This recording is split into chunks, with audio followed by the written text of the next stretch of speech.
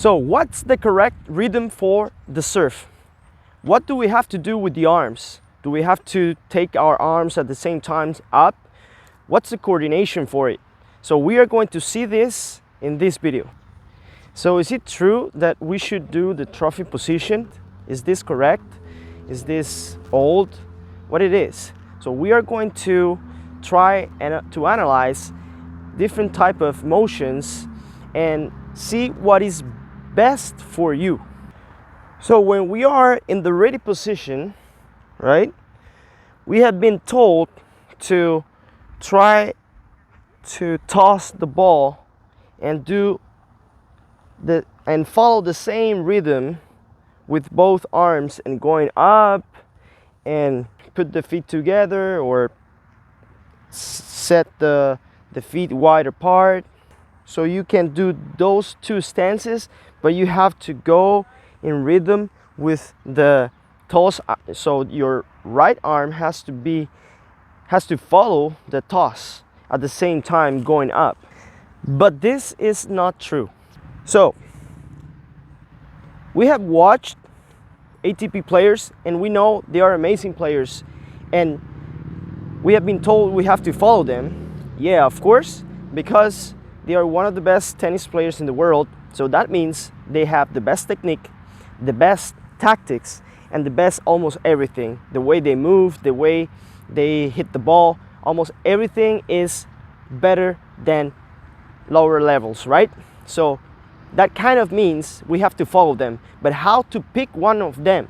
Because there are many styles and many different techniques. So what that means is there's not one perfect technique.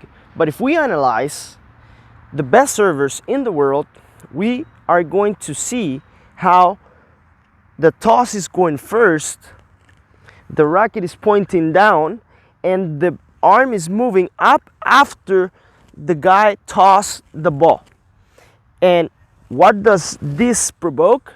Well, this does something important in our coordination, because doing this, for example, the traditional, doing both arms at the same time, sometimes causes some problem in the rotation, in the rotation chain, and some players have problems in their motion, gathering their feet, putting the feet together, or if they do a wide stance, well, it's easier. So sometimes coordinate feet, hip, arms is too difficult. There are too many things. So when a player is not serving well and it starts fixing the serve, there are too many things that the player is trying to control, and that's not something good for the player, because we can have many thoughts in our brain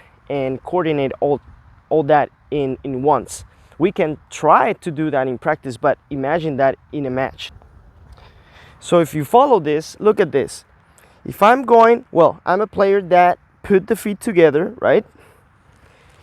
And when I'm doing this, I feel like there is a restriction here and here. So the energy is not flowing. It's not going the direction I want, and I feel like tense. And for me, this is very difficult. So I have too much things to coordinate. For example, my feet, the toss, the arm. And then when I want to hit the ball, I feel like I'm late, I feel like I'm not using the shoulder enough.